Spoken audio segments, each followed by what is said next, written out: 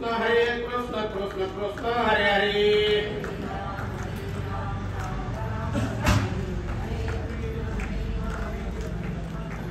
हरे राम राम राम हरे हरे हरे कृष्ण कृष्ण कृष्ण हरे हरे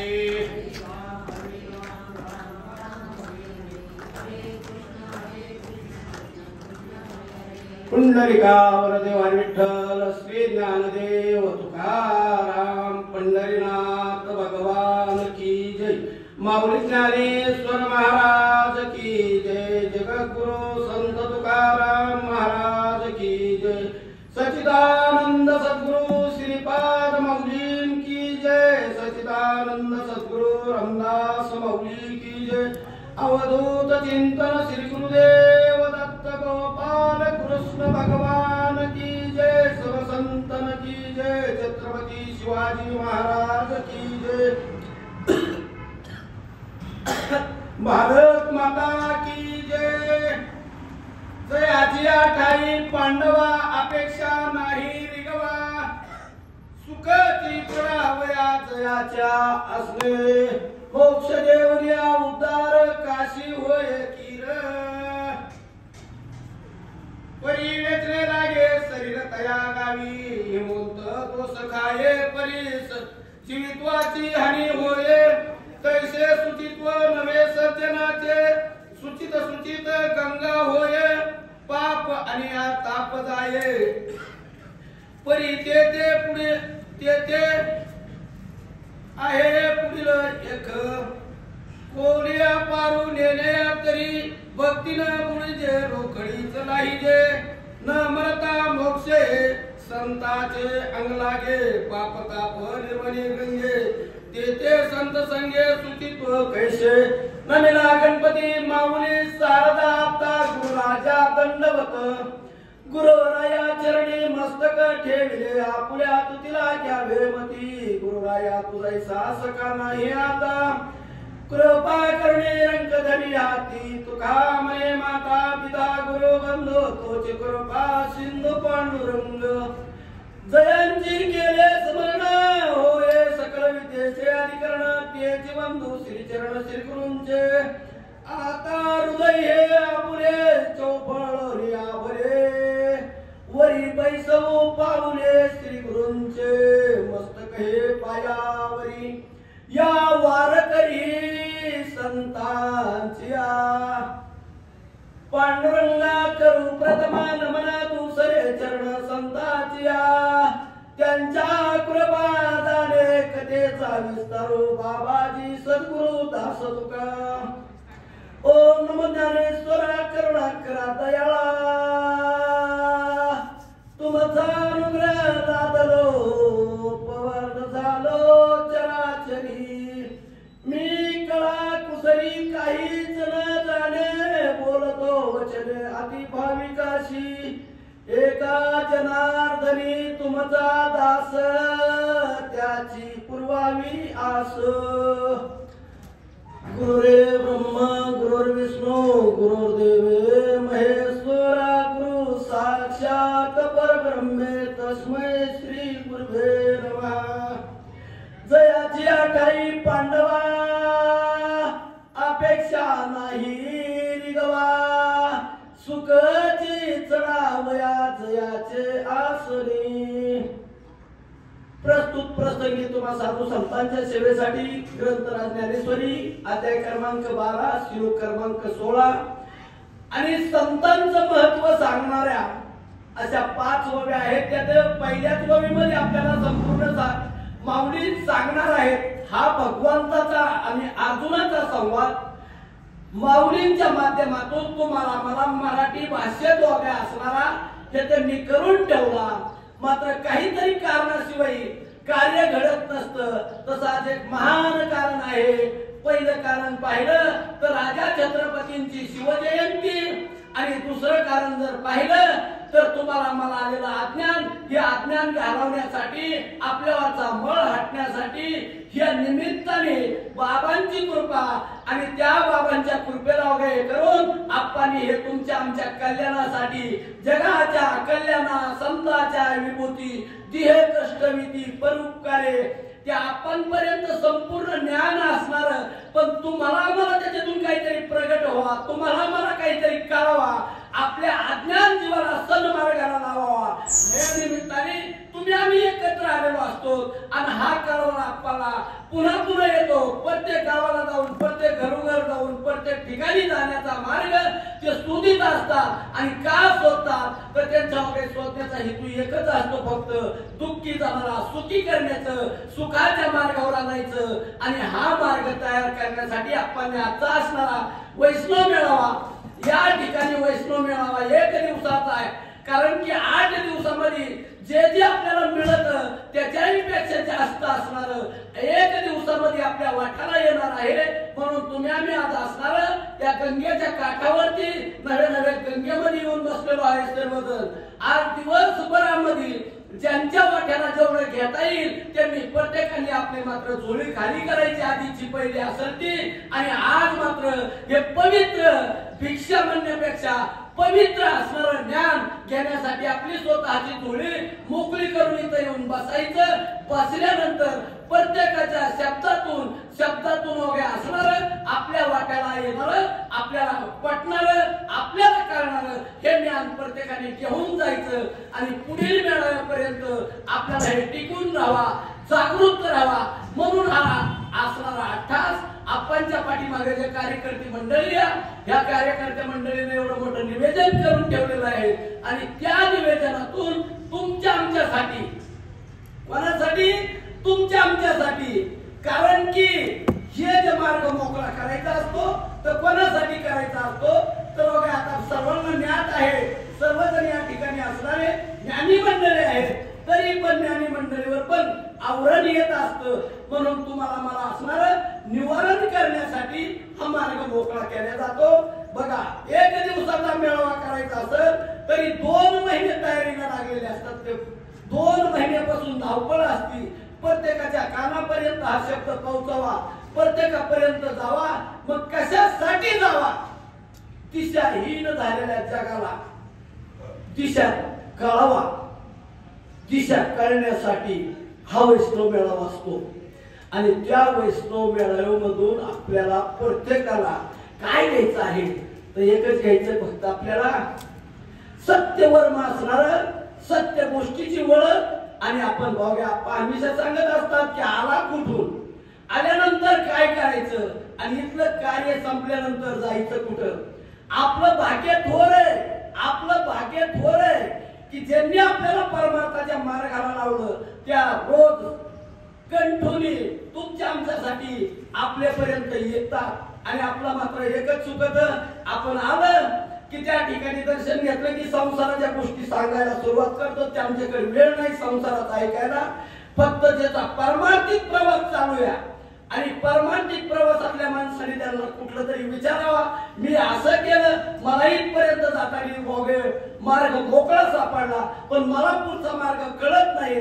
त्यावेळेला मात्र त्यांच्याकडून चालू होतं. आणि मग जसं वगैरे माऊलींनी सांगावा, तानुल्याचे लागता झटे त्याने अधिकच पाना सुटे. पण तानुल्याने झटे दिले तर, तानुल्याने जर संसारिक झटे दिले तर त्यांच्याकडे कुठलंच उत्तर नसतं, पुढे बोलत पण नाही आणि गप वगैरे त्यांच्या मार्गाने वगैरे. आपण येतात कधी आणि जातात कधी आपल्यालाही कळत नाही. पण येतात कशासाठी? येतात कशासाठी की आपल्यात किती परिवर्तन झालंय, आपल्यात किती बदल झालाय, आपले दोघे काय वगैरे परमार्थाच्या वाटाला त्याची वाट सुप्पी चाललेली असेल ते त्यांना आठवलं की ते मात्र तिथून जात नाहीत. का जात नाहीत? समाधान वाटतं. आणि समाधान वाटण्यासाठी महात्म्याचं फिरणं असतं. संसार प्रपंच ऐकायसाठी त्यांच्याकडे वेळ नाहीये. त्यांच्याकडे एकच वेळ आहे फक्त, अरे आतापर्यंत ज्यांना तो मार्ग कळाला नाही पण आज मार्गाला लागलेले आहेत, यांची वाट चालू आहे परमार्थाची. आणि ती परमार्थाची वाट चालू असताना एक कुठपर्यंत प्रवास केलेला आहे. आपण ज्या भाषेत सांगायचं तर जगणं खरं बोलते दोघे. आपला प्रवास चालू असताना जिथं 95 असतं, पुढे गेलं की 94 होतं, त्याच्या पुढे गेलं की काय असेल ते, ज्याची मार्ग चालू आहे तो जसा वगैरे प्रवास झालेला कळतो. तीच परिस्थिती परमार्थामध्ये आपल्याला कळायला पाहिजे प्रत्येकाला. आणि प्रत्येकाच्या शब्दाला त्या परमार्थाच्या शब्दातून निघलं की आनंद वाटतो. त्यांना आनंद, आईला आनंद कधी होतो? आईला आनंद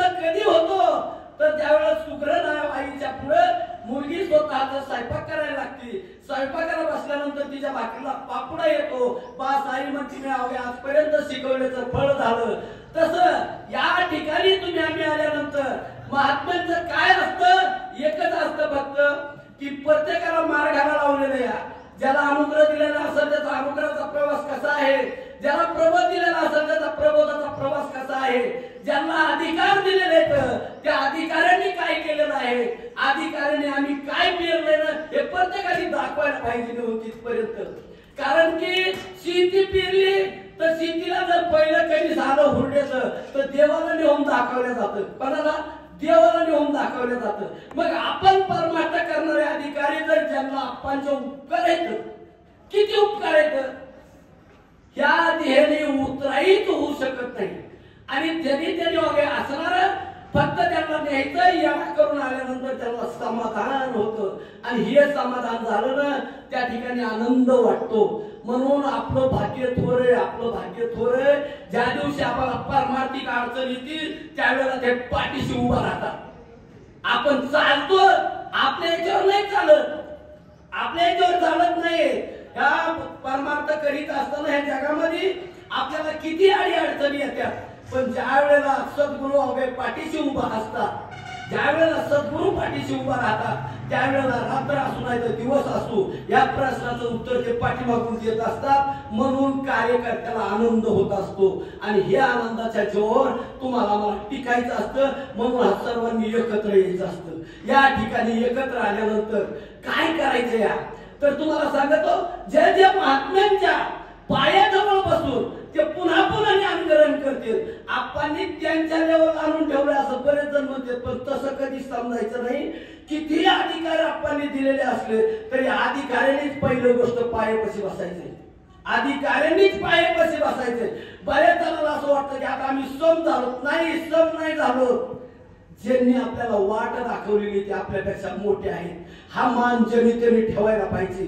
आणि हा मान ज्या दिवशी वगैरे ठेवला जातो ना तर आयुष्याच्या शेवटच्या श्वासापर्यंत आपल्या पाठीशी कुठली अडचण येणार नाही, काय येणार नाही. सद्गुरू सारिका आस्था पाठी राखा, इतरांचा लेखा, इतरांचं काहीच पाहू नका.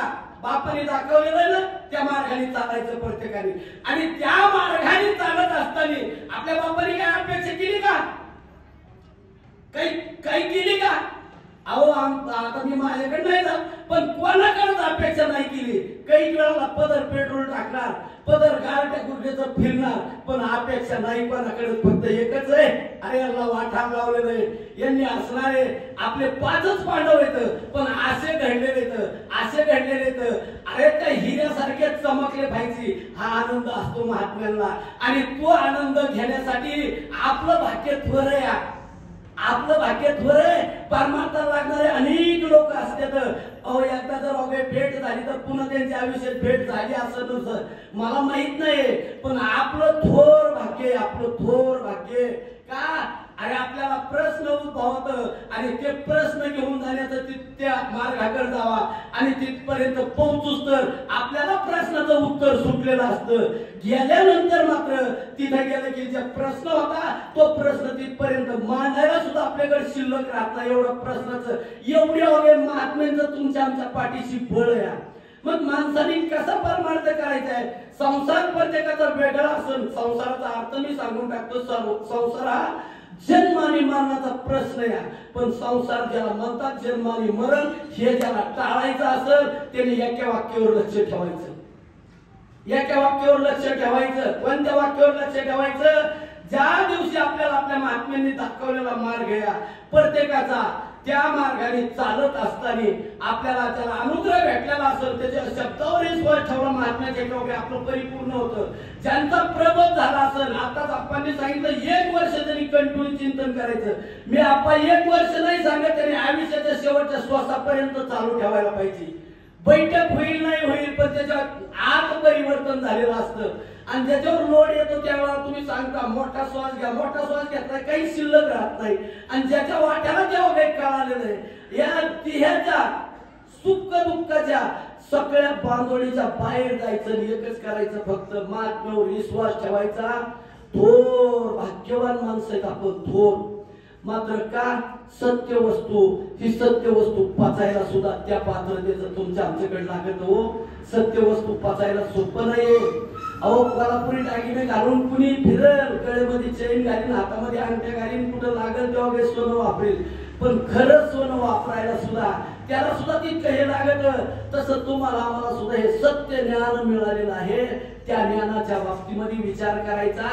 आपल्याला या परमार्थाचा विषयच माहित नव्हता कशाला म्हणतात ते, थोर भाग्याने मिळालेला आहे. आणि हा टिकल कसा याच्यावर मात्र शेवटच्या श्वासापर्यंत आणि बाकी काही नाही करायचं. एकच करायचं, जे जे आपल्याशी ठावे ते इतरांशी सांगावे, शहाणे करूनही सोडावे सकळ जण. शहाणे झाल्यानं आनंद होतो. मग परमार्थ करीत असताना एक मात्र शेंडे किती लांबलेत हे बघू नका, पण त्याचं मूळ कसं चिटकून आहे. आणि मुळाकडे जो जो लक्ष देतो ना त्याच्या जीवनामध्ये काही आनंद राहतो. आणि असा आनंद ज्यांच्या ज्यांच्या भाग्याने मिळालेला आहे त्यांच्या बाबतीमध्ये संत सांगतात. काय सांगू आता संतांचे उपकार मज निरंतर जागविती, काय द्यावे त्याशी व्हावे उतराई ठेवीत हा पायी जीव थोडा सहज बोलणे हित उपदेशन करुणी सायास शिकविती. सायास करून सर्वांना शिकवलेलं आहे. ज्यांच्यासाठी रात्र आणि दिवस त्यांनी स्वतःच्या ड्युटीचा विचार नाही केला, स्वतःच्या शरीराचा विचार नाही केला. मी म्हणतो स्वतःच्या शरीरापेक्षा प्रपंचाचाच विचार नाही केला. आणि ज्या ज्या महात्म्यांनी हे केलेलं असतं त्यांच्या डोळ्यापुढे त्यांना फक्त एकच लागत, फक्त आम्ही कशाने सुखी, आम्ही कशाने सुखी. आणि मग तेवढी गोष्ट सत्य कळून देण्यासाठी ते पळतात. आणि मग तिथं तुम्हाला मला संत सांगतात, धरा बळकट भाव तुम्हा पाशी आहे देव, कार्य हिडता रानोरानी पुसा संताशी जाऊनी. थोर संतांचा महिमा आला बहुतांच्या कामा. आपल्या कामा आलेला आहे आता सर्वांच्या.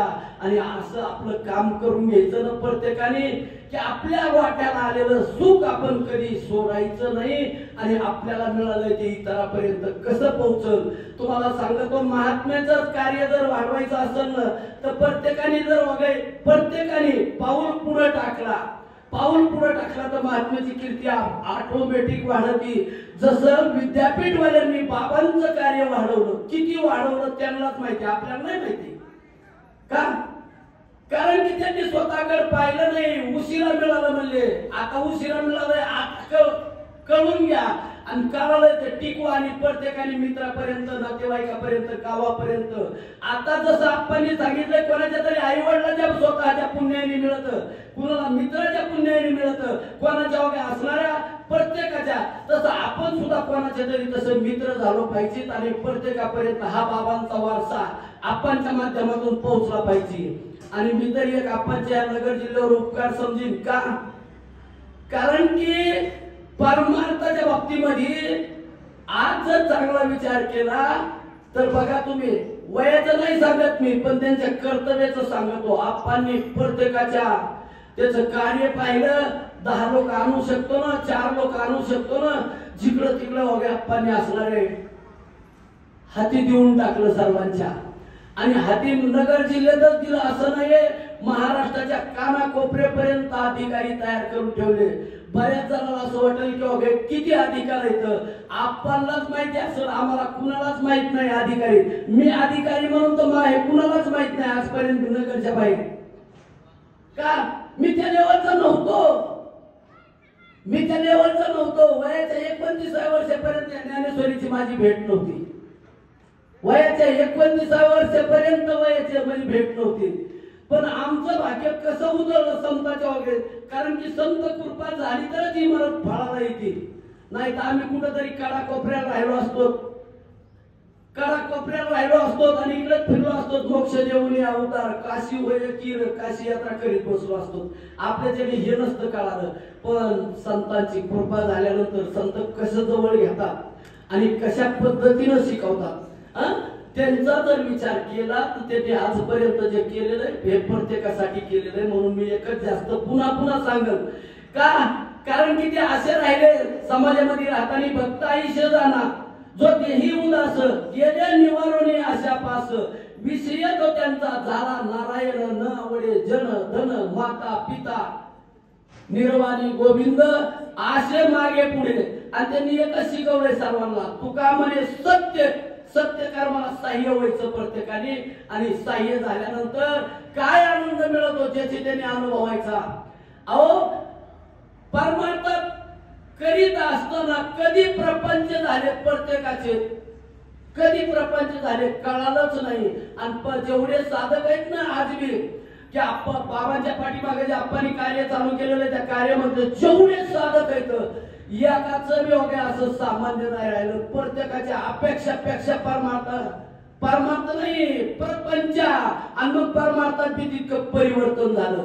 पण जे जे चिटकून राहिले, जे जे खुट्याला धरून राहिले त्यांचं कल्याण झालं.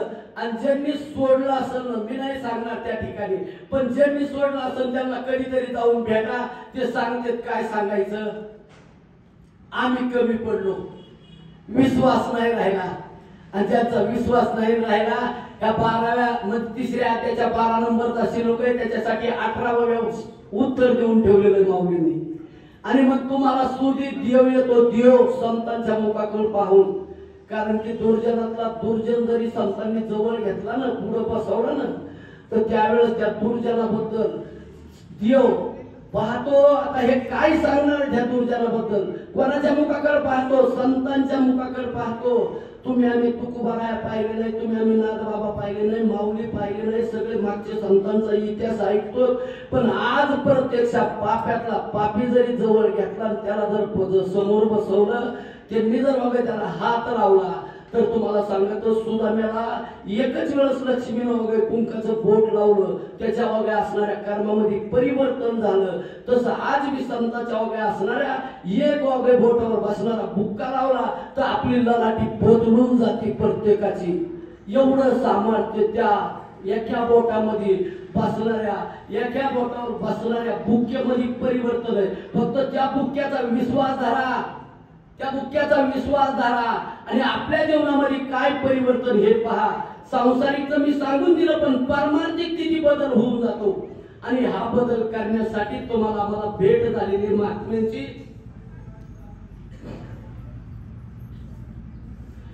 हे बदल करण्यासाठी तुम्हाला मला भेट झालेली महात्म्यांची, त्या महात्म्याच्या भेटीमध्ये एकच तुमचं आमचं कल्याण आहे, हे सर्वांनी वगैरे विसरायचं नाही. आणि ज्या मार्गाने तुम्ही आम्ही चाललेलो आहेत त्या मार्गामध्ये जर अडथळा आला तर हाक मारो, तिथं पाठीशी उभा राहतात. कारण की तू उभा राहायला अवतारला येताना, तू आता मी थोडं संतांकडे जातो, तू उभा राहायला अवतारला येताना नामदेवाचा असणारा अवतार तू उभा राहायला झाले. त्यावेळेस अनेक संत मंडळी तिथं बसलेली होती. विसंबरच्या कुळामध्ये जन्माला घालायचे, कोणाला घालायचे तर बघा ते सर्व संत मंडळी त्या ठिकाणी बसलेली होती. कोणते कोणते संत होते तर व्यास मुनींपासून वगैरे असणारे नामदेव रायापर्यंत जेवढे संत झाले तेवढे भगवंताच्या दरबारामध्ये बसलेले होते. पण नामदेव राय भगवंताने विचार करा याच्यातून कुणाला पाठवायचे या, तर प्रत्येक अवतारामध्ये तो माझ्या संगतीत राहिला, प्रत्येक अवतारामध्ये तो माझ्या संगतीत राहिलेला आहे. त्यालाच आता असणाऱ्या त्या कुळामध्ये पाठवायचे. कोणाला? जो माझ्या कुळात वगैरे माझ्या प्रत्येक अवतारामध्ये माझ्या संगतीत राहिलेला आहे, तो नामदेव रायालाच वगैरे असणारा आलिंगन दिलं. त्यांनी सांगितलं भेटायला जा, त्या ठिकाणी जन्माला जा, तिथं वगैरे असणारा काय करा तर तुम्हाला ज्याच्यासाठी पाठवतोय तुमचं कीर्तन प्रवचनाने लोकात परिवर्तन व्हावा, याच्यासाठी तुम्हाला पाठवतोय, जगाचा उद्धार व्हावा. हे जग काय झालेलं दिशाहीन झालेलं आणि दिशाहीन झालेल्या जगाला मार्ग मोकळा करण्यासाठी तुम्हाला जायचंय. आणि असा मार्ग मोकळा करण्यासाठी त्यावेळेस 350 वर्षापूर्वी तो खुबरायचा अवतार झाला. आता त्यावेळेस तुम्ही आम्ही असतो नसतो मला माहित नाही, पण आज मात्र आपल्यासाठी जे महात्म्य लाभलेले आहेत प्रत्येकाने जीवनामध्ये एकच विश्वास ठेवायचा आणि त्यांनी वगैरे असणार जयच या ठाई पांडवा, अपेक्षा नाही रिकवा, सुखाची चढवाया, सुखाच्या पात्र तेवढा तुम्हाला मला फसवायसाठी परमार्थाचा वगैरे मार्गात आणलं. परमार्थात चाकलेट देणारे बरेच भेटले असतील आपल्याला, जे जे परमार्थाला लागले ते, पण त्या आपल्याला जे डायरेक्ट भेटलं काय भेटलं? खारी खोबऱ्याचे लाडू भेटले आहेत ते. आणि म्हणून तुमचं आमचं भाग्य थोर आहे. माझ्यासारख्या सामान्य माणसाला मला तर कधीच वाटलं नव्हतं मी व्यासपीठावर जाईन म्हणून, पण व्यासपीठावर जाण्याचं सोडून द्या, हे कीर्तन प्रवचन तवंडी आहे, पण त्याच्याही पुढचं ज्या आपांनी आम्हाला ज्या लेवलला बसवलेलं आहे ती पात्रता मात्र आम्ही आयुष्यात कधीच शेवटच्या श्वासापर्यंत विसरणार नाही. आणि माझा जर विचार केला ना तर पहिली गोष्ट ओके, मी परीक्षा देतच परमार्थाचा शेवट होणार आहे. माझा परीक्षा देतो, आतापर्यंत परीक्षा चालू आहे, सांसारिक पारमार्थिक सगळ्या बाजूने परीक्षा, ज्याची ज्याची परीक्षा होईल ना त्या शिकून राहिला ना तर तोच तिथपर्यंत पोहोचतो. या ठिकाणी बोलता बोलता काही चुकीचा शब्द गेला असेल तो माझा बुद्धीचा गोंदोष म्हणून सोडून द्या.